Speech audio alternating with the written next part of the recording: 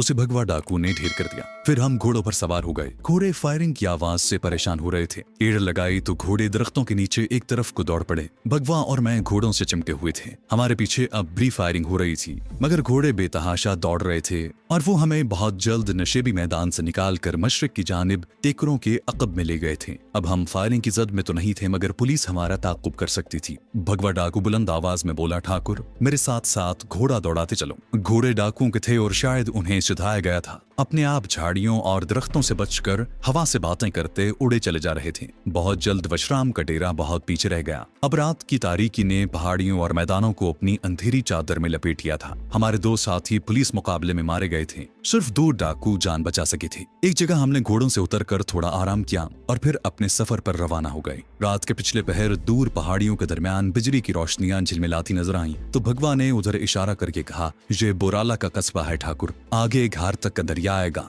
यहाँ एक घाट पर काफी बड़ी कश्ती मौजूद थी। शायद ये माल बरदार कश्ती थी। कश्ती में एक आदमी खेस ओढ़े सो रहा था। भगवा डाकू ने उसके पांव पर ठोकर मारकर कहा, उठ बे। चौकीदार हड़बड़ाकर उठ बैठा और बोला, कौन है? भगवा डाकू ने बंदूक की नाली उसके सर के साथ लगाकर कहा, तुम्हारा बाप हूँ बच्चू। अबे पुलिस को हमारे बारे में बताया तो याद रख, वापस आकर तुझे इसी कश्ती में ठंडा करूंगा। चौकीदार हाथ बांधे खड़ा था। कहने लगा, राणा जी नहीं, जबान नहीं खोलूंगा। भगवान आपका भला करे। दरिया पार पहुंचकर हमने एक जगह पांव फटने तक आराम किया। मुंह अंधेरे एक बार फिर घोड़ों पर सवार होकर आगे चल पड़े। जहां से 7 कोस के फासले पर चौका ढाबा का जंगल शुरू हो जाता था। इस जंगल से निकलकर निरोला की चटानी वादी में आ गए। अब धूप निकल आई थी। भगवा डाकू बोला, ये जहरीले सांपों की वादी है, मगर सांप हमें कुछ नहीं कहेंगे। नाग माता के बेटे सांप साहू ने हमें एक बार सूंघ रखा है और हमारे जिस्मों से निकलने वाली खास बू इन सांपों को हमसे दूर रखेगी। संगलाख चट्टानों में इंतहाई दुश्वार गुजार रास्ता होने के बायस हमारे घोड़े कदम कदम चल रहे थे।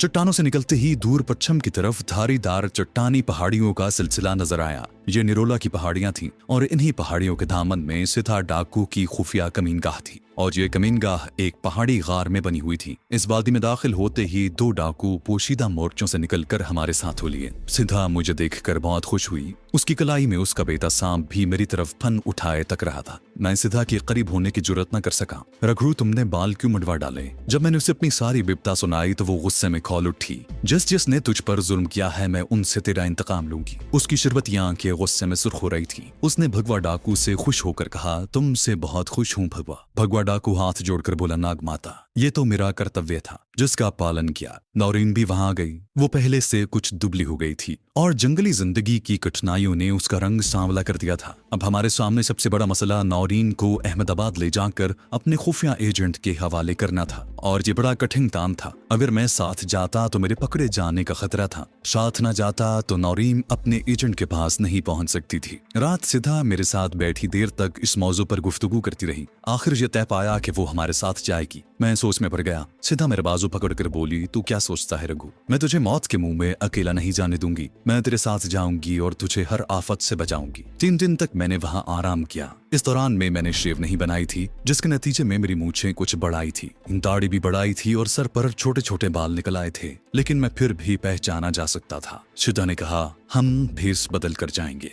सौराष्ट्र में राजस्थान का एक कबीला आबाद है जिसका नाम मांड है। इस कबीले के लोग खाना बदोशों जैसी जिंदगी बसर करते हैं और सांप पकड़ने में इस कबीले के लोग अपना सानी नहीं रखते। इनके बारे में मशहूर है कि ये जहरीले सांप पर ऐसा मंत्र पढ़ते हैं कि सांप मदहोश हो जाता है और ये उसे आसानी से पकड़ लेते हैं। ये भी कहा जाता है कि सांप इस कबीले वालों का मन भाता खाजा है। इस कबीले की औरतें गाँव कस्बों में जाकर सांप का तमाशा दिखाती हैं और लोगों से पैसे वसूल करके अपनी रोजी कमाती हैं। किसी घर से अगर उन्हें खैरात न मिले तो वो धमकी देती हैं कि मेरे सांप ने तेरे घर का रास्ता देख लिया है, अब ये रात को तेरे घर आकर तुझे डस लेगा। और लोग डर कर वो जो मांगती है उन्हें पेश कर देते हैं। इस कबीले की औरतों और मर्दों को मांदरी भी कहा जाता है, जो मांडराई का बिगड़ा हुआ नाम है। सिद्धू ने फैसला किया था कि हम मांदरी बनकर अहमदाबाद दाखिल होंगे। इस भेस में हमें पुलिस नहीं पहचान सकेगी। नौरीन को भी इस फैसले से आगाह कर दिया गया। पहले तो वो झिझकी मगर फिर राजी हो गई, क्योंकि उसके सामने भी कोई दूसरा रास्ता नहीं था। अलबत्ता वो अपने बाप के बारे में अभी तक परेशान थी, क्योंकि हम में से कोई भी अभी तक उसका खोज नहीं लगा सके थे। बहरहाल नौरीन को अपने खुफिया एजेंट के पास बाहिफाजत पहुंचाने के बाद मेरा अगला मिशन उसके बाप का सुराग लगाना ही था। मैंने उसे बहुत तसल्ली दी, मगर अपने बाप को याद करके उसकी आंखों में आंसू आ जाते थे। भगवा डाकू भी हमारे साथ जाने पर बजिद था, लेकिन सिदा ने उसे डांट कर कहा, भगवा मुझे क्या नाजुक हिरनी समझता है? मैं शेरनी हूँ, आदमखोर शेरनी। जिसने हाथ लगाया उसे वहीं चीर फाड़ कर रख दूंगी। और फिर मेरा बेटा साहू मेरे साथ है, उसने सांप का मुंह चूम कर कहा। वहीं मिरोला पहाड़ी की कमीनगाह में बैठकर हमने अपना भेस बदला। सिधा पहले ही सपेरन लगती थी। उसने मांड औरतों की तरह गेरुए रंग की साड़ी बांधी। उसी तरह की एक साड़ी नौरीन को भी पहना दी गई थी। बालों को खींचकर सर के ऊपर जूड़ा बनाकर बांधा। गले में रंग बिरंगे मनकों के हार डाले। एक पटारी में कुछ सांप रख लिए गए थे। इनमें 2-4 बेहद मोहलक किस्म के सांप भी थे। सिदा ने अपना बेटा सांप अपनी कमर के गिर्द लपेटा। अपनी साड़ी में उसने एक छोटा पिस्तौल भी छुपा कर रख लिया। मुझे भी गेरुए रंग की धोती और लंबा कुर्ता पहना दिया गया। सर पर मैंने राजस्थानी मांड लोगों की तरह की चौखटेदार पगड़ी बांध ली। नौरीन के चेहरे पर रोटियां पकाने वाले तवे की काली स्याही जरा हल्की करके मल दी गई, जिससे वो बिल्कुल नहीं पहचानी जाती थी। हमने अपने कांधों पर झोले डाल लिए। एक बीन सिथा ने और एक मैंने थाम ली। यूं एक रोज हम तीनों घोड़ों पर सवार हुए और खुदा का नाम लेकर अपनी मंजिल की तरफ रवाना हो गए। भगवा डाकू पीछे रहा। हमारे साथ 2 डाकू आए, जिनका काम हमें दरियाए घाट तक पहुंचाकर वापस निरोला की कमीनगाह में भगवा डाकू के पास जाना था। एक दिन पूरा हमने सफर में गुजारा। शाम को हम जोका ढाया के जंगल उबूर करके दरियाए धार तक के किनारे जा पहुंचे, जहां से हमारे मुहाफिज डाकू वापस चले गए। रात हमने दरिया के किनारे वीरान घाट पर बसर की। उस वक्त कोई कश्ती दरिया पार नहीं जा रही थी। दिन निकला तो दरिया के दूसरे किनारे से एक कश्ती आती दिखाई दी। हमने कुछ रुपए अपने पास रख लिए थे। कश्ती में कुछ किसान और मछेरे सवार थे। घाट पर आकर कश्ती खाली हो गई। लोग हमें दिलचस्पी से देख रहे थे। जहां से हमें अमरेली के कस्बे तक जाना था, जो पैदल 4 घंटे का रास्ता था, लेकिन हमें यहाँ एक बैलगाड़ी वाला मिल गया जो अमरेली जा रहा था। पहले तो वो हमें बिठाने पर तैयार न हुआ। जब सिदा ने उसे अपनी लाल आंखें दिखाकर कहा, मेरे सांपों ने तेरे जिस्म की बू पाली है। अगर तूने हमें गाड़ी पर न बिठाया तो याद रख, जहां भी होगा मेरे सांप वहां पहुंच जाएंगे। गाड़ी बान डर गया। उसने हमें गाड़ी में बिठा लिया। नौरीन गुजराती जबान नहीं जानती थी, इसलिए हमने उसे हिदायत की थी कि वो खुद को गूंगी जाहिर करे। दोपहर के करीब हम अमरेली के बड़े कस्बे में पहुंच गए, लेकिन हम कस्बे में जाने की बजाय बाहर ही रहकर कस्बे से बुराला की तरफ पैदल रवाना हो पड़े। गाड़ीबान ने हमें बैलगाड़ी में ही अचार के साथ रोटियां खिला दी। शाम को हम कस्बा बुराला में दाखिल हो गए। ये वही कस्बा था जिसकी रोशनियां रात को भगवा डाकू के साथ घोड़े दौड़ाते हुए मुझे दूर से दिखाई दी थी। बुराला से ढांड तक हमें लारी में सफर करना था। फिर ढांड से ट्रेन पकड़कर हम अहमदाबाद पहुंच सकते थे, लेकिन हमने यही फैसला किया कि हम ढांड से एक स्टेशन पहले उतर जाएंगे और वहां से पैदल अहमदाबाद की तरफ चलेंगे। बुराला कस्बे के बाहर हम एक छोटी सी नदी के किनारे बैठ गए। सिधा बोली, तुम लोग जहाँ बैठो, मैं कस्बे में जाकर कुछ खाने को लाती हूँ। उसके बाद देखेंगे कि ढांड के लिए लारी कहाँ से मिलती है। सिधा चली गई तो नौरीन ने गर्दन उठाकर कहा, भाई क्या मैं कभी अपने डैडी के पास पहुंच सकूंगी? मैंने उसे तसल्ली देते हुए कहा, नौरीन बहन, तुम इस वक्त नॉर्मल हालात में नहीं हो। हम एक खतरनाक मिशन पर जा रहे हैं और वक्त तुम्हें बाहिफाजत पाकिस्तान पहुंचाना है। उसके बाद तुम्हारे डैडी को यहाँ से निकाल कर तुम्हारे पास पहुंचाना है। खुदा ने चाहा तो तुम बहुत जल्द अपने डैडी से मिल लोगी। नौरीन का चेहरा शाम के अंधेरे में बेहद थका थका और उदास लग रहा था। उसका चेहरा गर्दन, बाजू और हाथ कलाई तक हल्के हल्के स्याह थे। वो मुझे कोई खाना बदोश दोशीजा लग रही थी। बेचारी ने कॉलेज के जमाने में कभी सोचा भी न होगा कि एक दिन उसे इस आलम में सौराष्ट्र के जंगल में सफर करना पड़ेगा, कि सपेरन का हुलिया बना होगा और झोला बगल में होगा। सिधा आ गई। उसने कागज में 6-7 रोटियां लपेट रखी थीं। उनमें गर्म गर्म आलू की भुजिया भी थी। हमें देते हुए गुर्रा कर बोली, ढाबे वाला मुझसे पैसे मांग रहा था। मैंने पटारी में से सांप निकाला तो हाथ जोड़कर खड़ा हो गया और वो कहकहा लगाकर हंस दी। हमने वहीं बैठे बैठे रोटियां खाईं, नदी का पानी पिया और कस्बे में लारी के अड्डे पर आ गए। ये एक छोटा सा देहाती अड्डा था। ढांड जाने वाले कुछ मुसाफिर पहले से बैठे थे। हम भी एक साइबान के नीचे बैठ गए। मैंने पता किया तो मालूम हुआ कि रात के 9 बजे आखिरी लारी ढांड के लिए रवाना होगी। हमें मांदरी सपेरे समझकर कोई हमारे पास न आया। लोग मांदरियों से दूर रहना पसंद करते थे और ये बात हमारे लिए बड़ी अच्छी थी। जहाँ पहली बार मैंने एक सिपाही को देखा जो छड़ी बगल में लिए चाय की दुकान के बाहर खड़ा चाय पी रहा था। मैं कुदरती तौर पर सिमट कर सिधा के पीछे हो गया। सिधा ने मर्दाना अंदाज में कहा, रघु इससे क्यों डरता है रे, मैं तेरे साथ नहीं हूँ क्या? मैंने उसका बाजू खींचकर आहिस्ता से कहा, सिधा भगवान के लिए अब आहिस्ता बोलो, अब हमें बेहद एहतियात की जरूरत है। हमारी जरा सी भूल चूक सारा खेल खराब कर सकती है। सिधा मुस्कुराती, अच्छा रे, कुछ नहीं बोलती। 9 बजे वाली लारी रात 10 बजे जाकर कहीं ढांड की तरफ रवाना हुई। कोई 2 बजे रात उसने हमें ढांड पहुंचा दिया, जहां से रेलगाड़ी अहमदाबाद को जाती थी। हम लारियों के अड्डे में ही बैठे रहे, बाकी रात हमने वहीं गुजार दी। सुबह हुई तो हमने सरकारी नलके पर जाकर मुंह हाथ धोए, वहीं एक दुकान से मिट्टी के आबखोरे में चाय और बंद लेकर नाश्ता किया। हमें पैसेंजर ट्रेन पर सफर करना था ताकि अहमदाबाद से दूर एक स्टेशन पहले ही उतर जाएं। पैसेंजर ट्रेन के बारे में मालूम हुआ कि वो 12:45 बजे आएगी। वहीं लारियों के अड्डे पर ही दिन के 11 बजे। फिर खाना बदोश सपेरों के हुलिये में रेलवे स्टेशन पर आ गए। सिधा खुद जाकर टिकट बाबू से अहमदाबाद के 3 टिकट लेकर आई, क्योंकि हमें उस स्टेशन का नाम मालूम नहीं था जहां हमें उतरना था। हम खाली खाली प्लेटफॉर्म पर आकर बैठ गए। मेरी आंखें चारों तरफ का बाकायदा जायजा ले रही थी।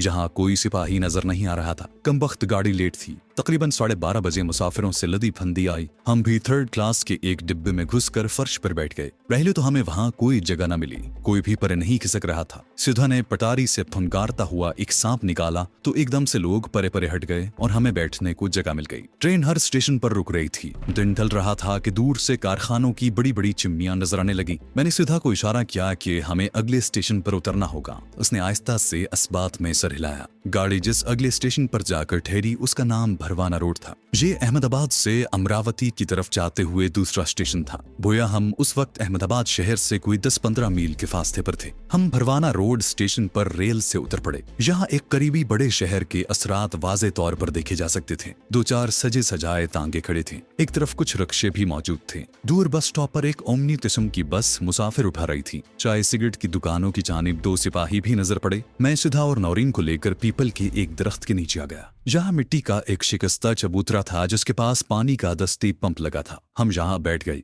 सिधा कहने लगी, रघु, अब तुम ये बताओ कि तुम्हारा वो आदमी किस तरफ रहता है जिसके पास ये अमानत पहुंचानी है। मैंने इर्द गिर्द एक निगाह डाली और कहा, यहाँ से मैं कोई अंदाजा नहीं लगा सकता। जरा सा अंधेरा हो जाए तो हम यहाँ से शहर के जनूबी हिस्से की तरफ चलेंगे। वहाँ पहुंचकर मैं रास्ता पहचान लूंगा। फिर तुम्हें पहले जाकर मेरे खास आदमी का पता करना होगा, क्योंकि उसके क्वार्टर में मैं नहीं जा सकता। नौरीन ने गहरा सांस भरा और हमें उदास नजरों से तकने लगी। वो शुरू ही से खामोश थी। सिधा बोली, तुमको मैं जाने नहीं दूंगी। तुम 4 फौजियों का खून करके आए हो। पुलिस तो तुम्हारी तलाश में होगी। वैसे रघु, तुमने 4 आदमियों का खून करके मेरा दिल जीत लिया है। मैंने एक बार फिर सिधा को हिदायत की कि वो ऐसी बातें जबान से न निकाले। तुम क्यों नहीं समझती कि हम खतरनाक इलाके में दाखिल हो चुके हैं? सिधा हंसने लगी। उसने अपनी कमर के गिर्द लिपटा अपना बेटा सांप साहू निकाल लिया और नौरीन ने एक झुरझुरी सी ली। मैंने उसे आहिस्ता से अंग्रेजी में कहा, हमारा एजेंट अपना आदमी है, उसके पास तुम बिल्कुल महफूज होगी। घबराना बिल्कुल भी नहीं, वो तुम्हें इंतहाई हिफाजत से बॉर्डर क्रॉस करवा देगा। नौरीन ने भी अंग्रेजी में कहा, मेरे डैडी का क्या होगा?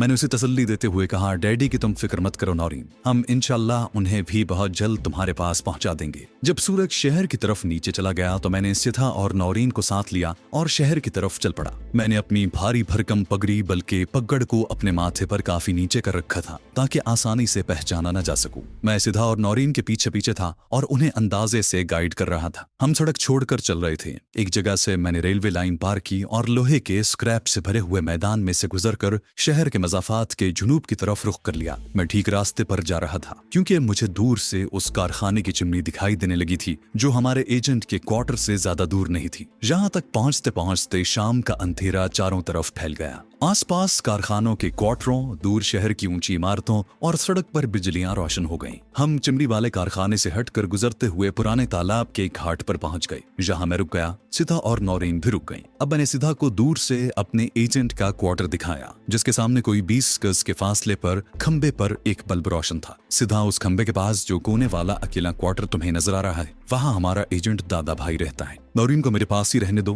पहले तुम जाकर मालूम करो कि वहाँ कौन कौन है, उसके बाद मैं खुद वहाँ नौरीन को लेकर जाऊंगा। मैंने सिधा को अपने एजेंट का पूरा हुलिया बता दिया। वो क्वार्टर की तरफ चली गई। थोड़ी देर बाद वापस आई और बताया कि जिस आदमी का हुलिया मैंने उसे बताया था वो क्वार्टर के गैराज में अकेला ही बैठा मोटर की मुरम्मत कर रहा है। अब मैंने नौरीन और सिधा को साथ लिया और क्वार्टर की तरफ चला। अपना एजेंट क्वार्टर में अकेला ही था। 2 सपेरन औरतें और 1 सपेरे मर्द को देखकर वो जरा सा चौंका। सिधा को वो पहले भी उधर आता देख चुका था। एजेंट था, उसे शक तो होना ही था। उसने अपनी जेब में हाथ डाल लिया, शायद पिस्तौल निकालने लगा था कि मैंने अपना कोड दोहराया। बात यह थी कि वहां रोशनी ज्यादा नहीं थी। खुफिया कोड सुनकर उसने जल्दी से कोठरी का दरवाजा खोल दिया और हम लपक कर अंदर दाखिल हो गए। उसने दरवाजा बंद कर दिया और गहरी सांस लेकर बोला, तुम इन लोगों को क्यों साथ ले आए हो? ये कौन औरतें हैं? सिद्धा ने तड़प कर कहा, मैं इसकी पत्नी हूँ। सिद्धा, तुम मुझे नहीं जानते। मैंने सिद्धा को खामोश रहने का इशारा किया, फिर नौरीन की तरफ इशारा करके बोला, दादा ये नौरीन है। एजेंट ने नौरीन पर एक गहरी निगाह डाली। कमरे में एक कमजोर सा बल्ब रोशन था, सलाखों वाली खिड़की बंद थी। वो अब सिद्धा को तक रहा था। फिर मुझे बाहर क्वार्टर की दीवार के पीछे अंधेरे में ले गया। दूसरी औरत को तुम यहाँ क्यों लाए हो? तुम्हें किसी ने देखा तो नहीं? मैंने उसे बताया कि दूसरी औरत के बगैर हम नौरीन को इंडियन फौज की कैद से निकाल नहीं सकते थे। मैंने मुख्तसरन उसे सारी बात बता दी। वो बोला, पुलिस ने लक्ष्मीबाई को भी पकड़ लिया था। मुझे खतरा था कि वो राज न उगल दे।